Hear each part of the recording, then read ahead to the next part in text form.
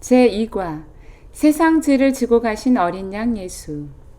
요한복음 1장 29절에서 42절, 요절 29절. 서론. 학생들, 인생은 동물보다도 특별히 종교가 있어야 합니다.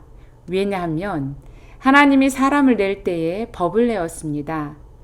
짐승은 사람을 위에 있는 동물이므로 법을 알지도 못하고 지키지도 못하는 것이 동물입니다. 학생들, 소를 보고 남의 곡식 뜯어먹으면 죄가 되니 뜯어먹지 말라 하면 소가 알까요? 개 보고 너 오늘 집을 잘 지키지 않으면 내가 엄한 벌을 주겠다고 당부하면 개가 알까요? 그러나 사람은 남의 것을 몰래 먹으면 죄가 된다는 것도 알고 자기가 맡은 일을 안 하면 안 된다는 것도 아는 것이 사람입니다. 그러나 사람이 죄를 짓게 되는 것은 마귀의 시험입니다. 그래서 옛날부터 하나님께서 양을 잡아서 제사할 때에 그 사람의 죄를 대신하여 양이 죽는다는 뜻으로 양을 갖다 놓고 양의 머리에 손을 얹고 기도할 때에 이 사람이 지은 죄를 대신하여 양이 죽는다는 뜻으로 기도하고 그 양을 죽여서 하나님께 제물로 바쳤습니다.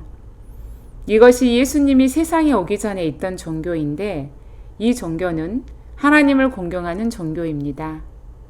그때 하나님은 그들에게 말씀하기를 말세가 되면 하나님의 아들을 세상에 보내서 제물로 죽게 하므로 누구든지 예수만 믿으면 얼마든지 그 죄를 영원히 용서해 주고 그 사람들로 새로운 시대를 이루겠다고 말씀했습니다.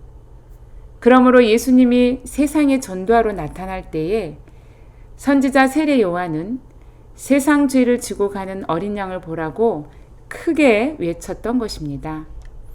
이렇게 증거하게 된 것은 다음과 같은 뜻이 있습니다. 일대지. 하나님께서 세례 요한에게 말씀하기를 세례를 줄 때에 하나님의 성신이 내려서 누구 위에 머무는 것을 보거든 그가 하나님의 아들이요 세상 죄를 걸머진 어린 양이 될 사람이라고 했던 것입니다.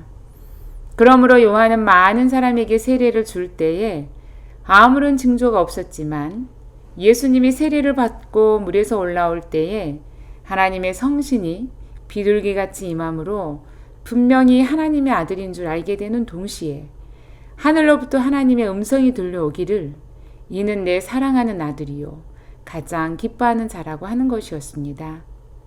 세례 요한은 그때부터 담대히 예수를 세상 죄를 지고 가는 어린 양이라고 말했던 것입니다. 29절에서 34절. 이대지. 예수를 만민의 죄를 걸머진 어린 양인 줄 믿고 따라간 사람들이 주님의 제자들이 되었습니다. 모든 사람들은 세례 요한의 말을 듣고 따라가지를 않았습니다. 왜냐하면 나사렛 동네에서 목수일을 하던 예수가 온 세계 만민의 죄를 걸머지고 죽음으로 모든 사람이 구원을 받는다는 것을 믿는 사람은 그때도 많지 못했습니다.